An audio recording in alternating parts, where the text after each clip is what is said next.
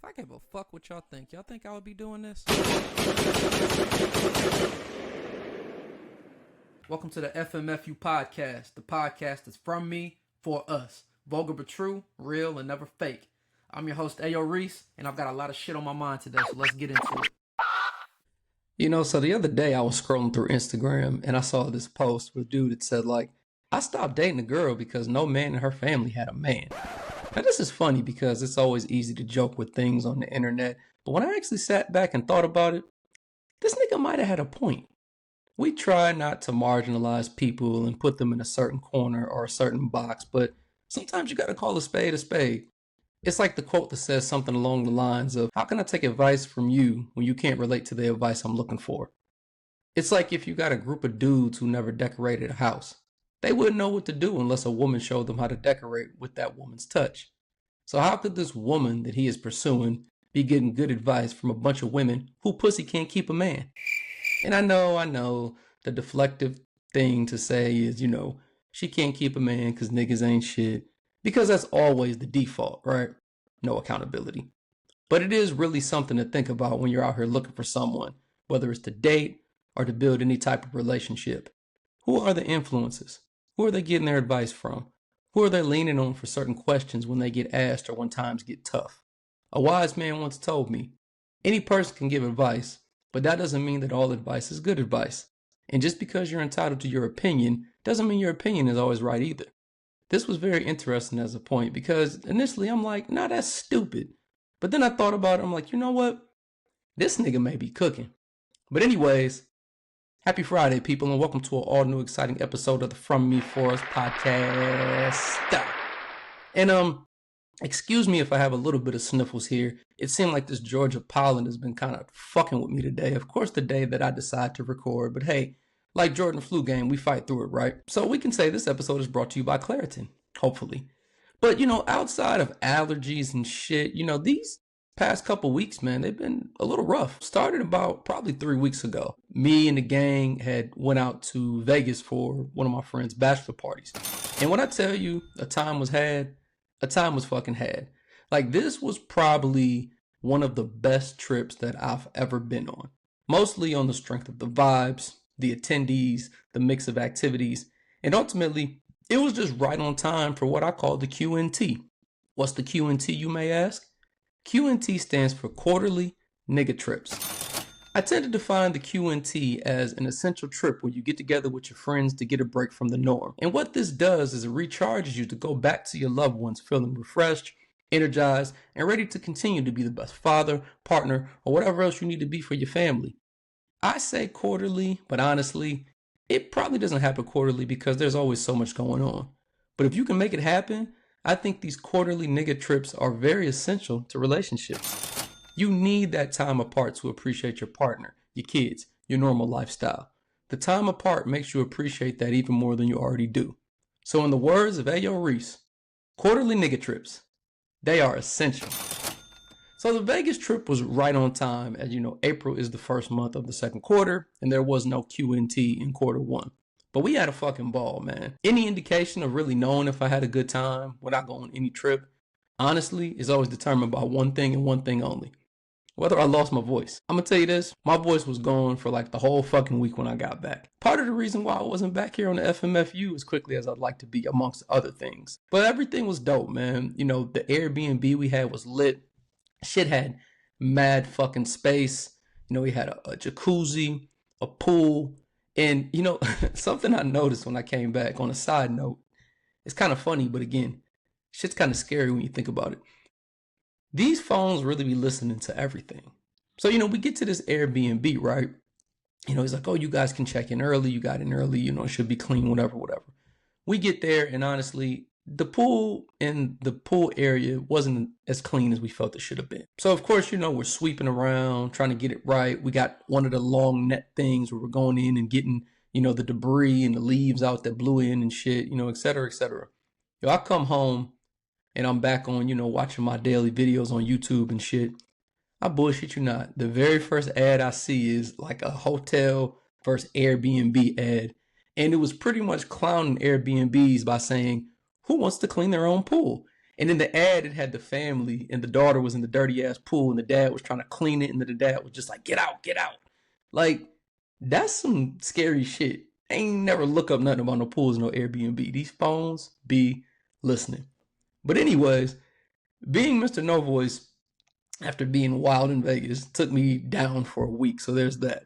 Then T-ball season is upon us for Mr. Man over here. And boy, when I tell you, I had no clue that I was going to be this busy all fucking week, 3 to 4 times a week with T-ball. If I would have known that, I might have thought twice.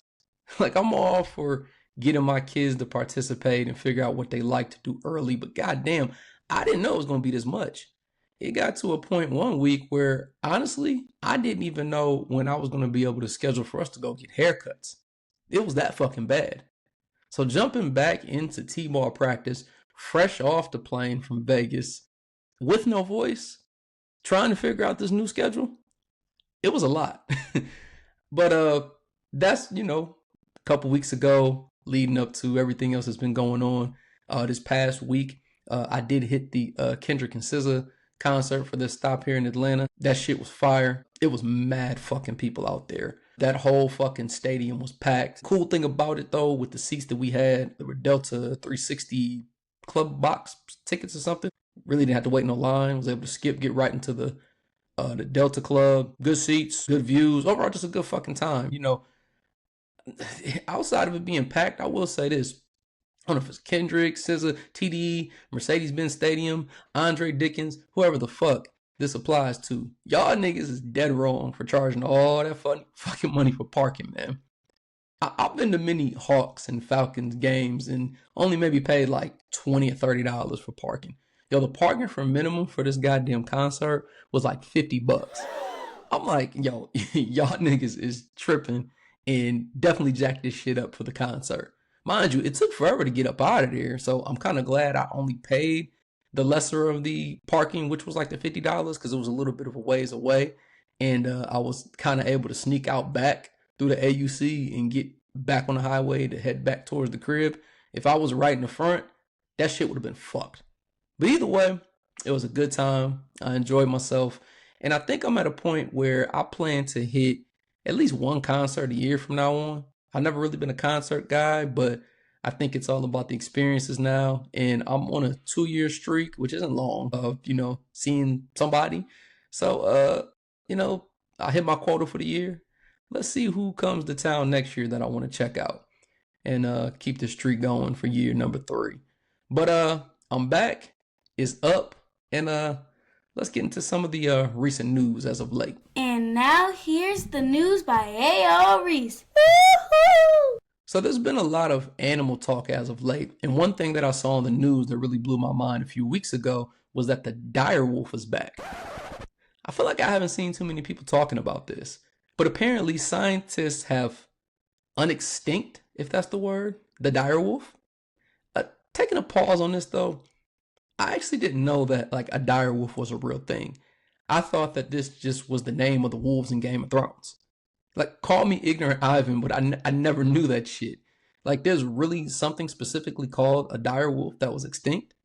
Like, I know dogs have a lineage from wolves, but I did not know, like, dire wolves were fucking real. Thought they just had lineage from regular wolves or something. I don't fucking know. But using technology to bring back shit that doesn't exist anymore, honestly, to me, that's just wild as fuck. And I don't know why we're not really talking about it like that. Like, what is the next animal that you think the scientists are going to bring back? I feel like real life tends to copy Hollywood and also sometimes vice versa. So do you think that they're going to try to bring back a real life Jurassic Park? I guess dinosaurs were gone like a lot longer ago than the dire wolves. But just the fact that you're able to bring back some shit just means that somebody who's a nerd that loves Jurassic Park and Steven Spielberg is going to want a fucking T-Rex or a fucking raptor as a pet. They're going to want a fucking baby raptor, and they're probably going to bring one back and have it in their fucking backyard tied up.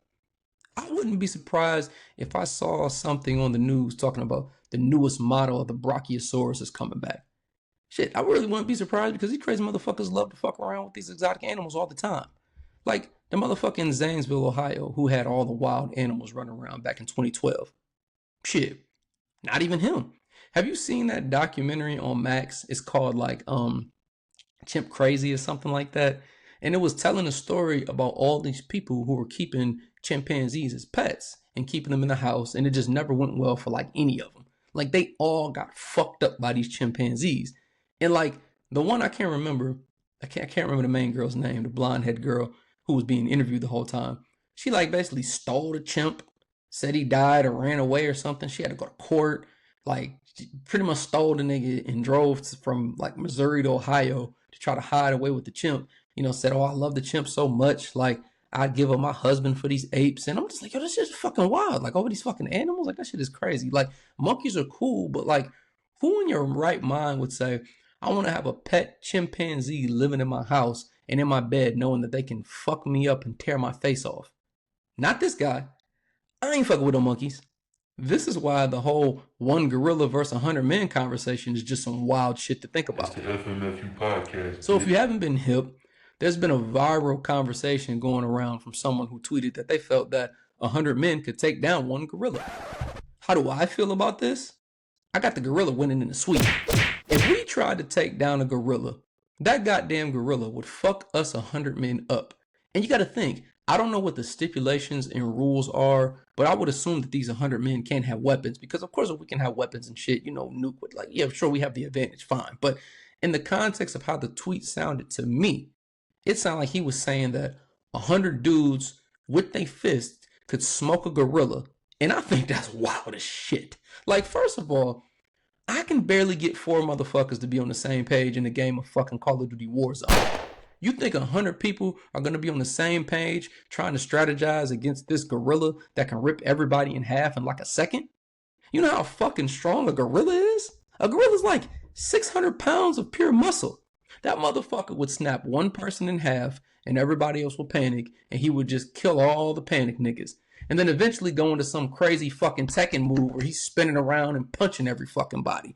We are too cocky as a society if you think that 100 of us can take down a fucking gorilla.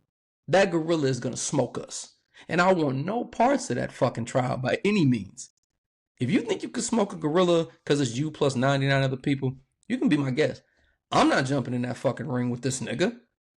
I don't care if I'm in that bitch with LeBron, the biggest NBA players, Aaron Donald, JJ Watt, any of these big football playing motherfuckers. I don't give a fuck who's in there. The gorilla's gonna win 4-0, and I don't want part of that sweep. Fuck that. So as mentioned earlier, you know, I've been on my T-ball dad shit, and it's been a very interesting season to say the least. Like, boys are just so different from girls, man, because like honestly, these boys really don't listen to shit. And they tend to just always just do whatever the fuck they want, and you got to talk to them like 100 fucking times. But I will say, you know, for this to be the youngest team in their league, and a lot of them is being their first time playing, I've been seeing a lot of improvement in the team as a whole throughout these last 3 or 4 games, which is a good thing. So, you know, we had a game the other day, and the boys were doing good. You know, they're getting hits. You know, my son finally got on base, made it all the way to third. You know, fortunately, just the next batter couldn't get him home.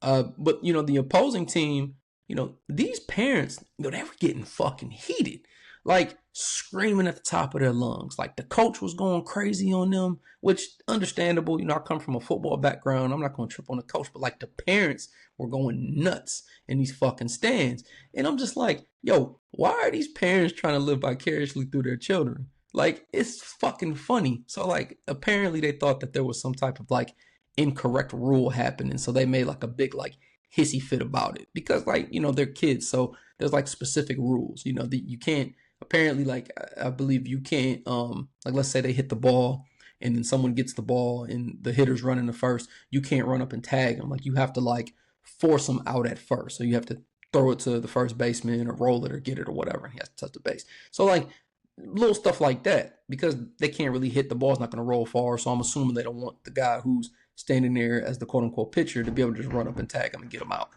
So different things like that. But it's funny because it seems like in all the other games we played, the opposing teams were tagging us out before we got to first, but no one batted an eye because they're kids. The goal is to learn, get better, and have fun. So during this game, when we went to tag out a player on the team, these fucking hood booger ass parents on the other team were screaming, saying that you have to force them out at first. You can't tag them. Yo, these fucking moms were going crazy over these rules. Mind you, the team was up like 5 runs. It's like, come on now. These kids is only 5 and 6 years old and still learning the game. This isn't Major League Baseball. It's still like you got a parlay on little Donovan or something. Let these kids just be out there learning and have some fun. A lot stems from wanting to live through your kids. But what else I noticed during every other game so far is that, every team that these guys play against, these kids are like big as hell. So my son is 5 and playing what is supposed to be a 6U league. But these kids be playing against like the fucking monsters. Like these kids are like huge. These kids are monstrous. Like the opponents that they're going against, these kids got to be at least 7 or 8. Because the way they be walking around like the one gorilla and getting infield home runs makes no fucking sense. And they don't even be needing the tee. Like they be cracking that ball. Like smacking the pitches. And this isn't an assumption, nor am I big kid shaming either, because some of the parents on our team know some of these kids' parents and told me for a fact that they are older. It seems like one of those trends I'm starting to notice that I've seen a lot of people talk about online. You know the trend where the parents are putting their older kids in the younger programs so they'll be better than all the other kids? I'm truly a believer in that now because I'm telling you, some of these teams we've been playing against, these big motherfuckers ain't 6 and under. So we're officially in the month of May and Mother's Day coming up. It's no surprise I'm starting to see the shit on dad posts. I saw this post the other day and it was someone saying how moms sacrifice more than dads do. I feel that everyone is entitled to their own opinion, but what I hate is when people project their own personal experiences into general conclusions. I would say maybe sensitive is not the right word when it comes to a parental judgment, but let's just say I always look at it a certain way. Probably more so on the strength of how I grew up and into how I am now an active father. So anytime I see shit like this, it always strikes a bit of a nerve. It doesn't make me want to go ballistic, but it always makes me say like, what the fuck? Because knowing like all the great dads that I know, especially the urban millennial dads out here, I feel like we're the ones breaking the barriers and setting the stage correctly on what needs to happen. I feel like quotes like this tend to try to set us back from what we do. And I feel like projecting your personal experiences because you chose your baby daddy wrong is a bad thing to do. It's like if I got heartbroken and said, oh, man, all these bitches ain't shit. No, that's not true. Just the bitch that broke my heart ain't shit. But that doesn't mean all bitches ain't shit, right? We got to learn to understand that our words hold value. And even if it's something that doesn't bother people or super bother yourself, you're putting that bad energy into the air and you're undermining from the dads that do sacrifice. I deal with a lot of sacrifice for myself every day. I have to drive to get my kids. I'll be having meetings and shit. So I'll be like on the laptop in the car doing pickup in the school line. Like, luckily, this hybrid remote life is still a thing because honestly, I don't know how people did this shit back in the day. I don't know how you worked in one place for 8 hours, was still able to pick up kids, go to activities, etc., and still have any time to get anything done for yourself. And like on a side note, I thought about this too. Now we're talking about meetings being scheduled. When there was no such thing as Microsoft Teams or Zoom, how did people double book meetings all the time when everything was always in person? Like, I feel like when you're filling up a calendar with time or meetings, it seems to me that people tend to still throw shit on your calendar, even if you're showing as busy. So it leads me to think that people are either taking a poll on, out of all the people who need to take part of this meeting, the majority are available at this time, so let's just schedule it. And it's so easy to schedule a meeting on Outlook or Zoom that when people just create one, they just slap that shit on there no matter what you got going on. And it made me think like, okay, yeah, it's easy to just invite me to some shit, virtually. But how did that shit work back in the day when there was no Zoom or no Teams? People just randomly would just walk by your desk and say, what's up, man? And just put shit on your calendar, like on a whiteboard or something. Like, I don't know. It's just kind of funny when you really think about shit like that. It's just kind of one of those gifts and curses of technology, right? But anyways, I just feel like looking at it from this perspective and what we have to deal with in life in general, it just perfectly symbolizes that hamster wheel or that rat race, as they call it, that we live on, because there's no way that there's enough hours in the day to get everything done. You work, let's say 9 to 5. Your kids have to be at school at 8:30, 8:45, then they get out at like 3 something. Who the fuck is going to be able to pick them up if you work 9 to 5? Especially for people who, even if you have a 2-parent household, you both work. Who's going to get them? Or, if you can't pick them up, guess what? you got to pay for aftercare, which costs mad fucking bread. That shit can cost hundreds of dollars a week. So now this shit's costing you money out your pocket because you ain't got time to pick up your kids because your in-office work schedule doesn't align with when they get out of school. So it just is more money that's just getting fucking pushed out your pocket. But I don't know how parents did this shit back in the day. Like, the flexibility is definitely what helps us now. And we're just like, okay, cool. I can run out, pick up my kids, still be available, et cetera, et cetera. But I just don't see how this shit would be possible back in the day. Like, you know how many times I've taken meetings? Fuck, I've even done an interview on my laptop while using my phone hotspot. Like, it's legit been like that. It's like legit. You can do a lot with the technology, but it's like, damn, no way I was able to get this shit done correctly. And that's why it was always back in the day. Go home, lock the door, don't open that door for no fucking body. Because ain't nobody had time to be able to pick your ass up. You had to get your ass off the bus, go in the house, unlock the door, lock that shit, and don't never open that motherfucking door. And call me when you get home. Them was always the rules. So I guess that's how they got away with it. Because other than that, there'd be no fucking way. But even with the blessing of technology and being able to juggle things simultaneously and stuff like that, it still can be a bit stressful because, I mean, anytime you're juggling a lot of things at once, it still takes a lot out of you, even if you are capable and having the ability to do it, because then you tend to feel overwhelmed because you're distracted by the confliction of between work and regular life. So it can be a lot on you, really, if you really think about it in that perspective. But I could only imagine having to be in the office all the time, 8 to 9 hours, and then having to run errands and do some bullshit. Like, how the fuck could you make that shit work, man? So for people like myself and others who are making certain sacrifices to try to be the best father you can be, my word of advice is don't let anybody minimize what you contribute as a dad just because this same person may be miserable because they baby daddy ain't shit. Period. So it seems like Bill Belichick is another one that wants to stick his dipstick in some young oil because the other day, Bill Belichick and his girlfriend, they were doing some type of interview for CBS, and they were supposed to be talking about, I believe, how he got the job at UNC as a head coach or whatever the case is. And the interviewer went off script and started asking him, hey, how did you meet your girlfriend? And the girlfriend promptly interrupted and said, hey, we're not going to talk about this today, which ultimately made things very fucking awkward during this interview. So you're probably like, well, what's the big deal? Why doesn't the girlfriend want to talk about how they met? Well, why it's kind of wild and weird and a big deal is because Bill Belichick is in his fucking 70s and the girl is like fucking 24. That is some wild shit to me. So, like, legally, sure, they're both adults. If we want to be in the world of positivity and innocent until proven guilty, we can assume that he met her when she was of adult legal age. And who really knows all the details? But this shit is mad weird. If I'm like 70, I think he's like 73, even myself would have to assume if I was fucking with somebody in their 20s that this little girl got to be using me for my clout. Granted, I mean, I think some people honestly in this world don't really give a fuck about if somebody's using them for whatever, as long as they're getting pussy. They probably just don't really care. But for me personally, man, that shit would be weird. I'm 73. The girl's 24. Like, you're young enough not to just be my daughter. Like, you're young enough to be like my granddaughter, and you're entitled to what you want to do. But I just thought that was just kind of strange. Like, in a full-blown fucking relationship, like, what the fuck do you have to relate to with that such of a big of a gap?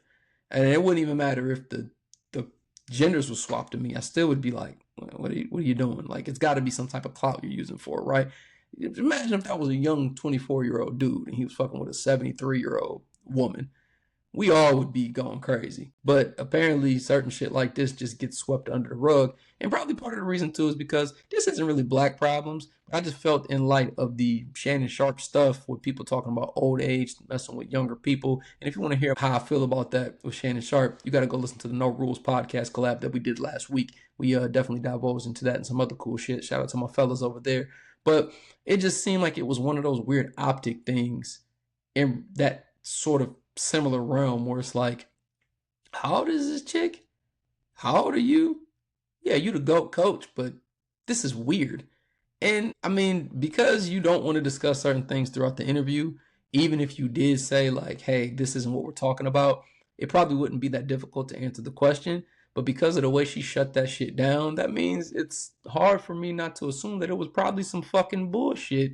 And at the end of the day, I think it just kind of goes to show that most of these famous motherfuckers, man, they are all on some shit. We need to have some type of like rule. You know, my mother used to joke with me about some fucking stupid shit talking about celebrities, and I was like, you could never fuck with nobody that was born in the same decade as me. That's the rule. I said, if you don't fuck with nobody in your same decade, you could not fuck with nobody in the same decade as me. So we need to have some type of like decade establishment rule or some shit, because shit is a little scary out here and a little weird, and I am not a big fan at all. Thanks for listening to the FMFU podcast. Follow me on Facebook at FMFU Experience.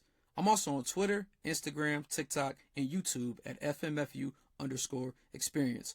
Also check me out on Twitch for some Warzone action at ReesePup007. Remember people, life is a series of choices. Just make sure you make the right one. Peace.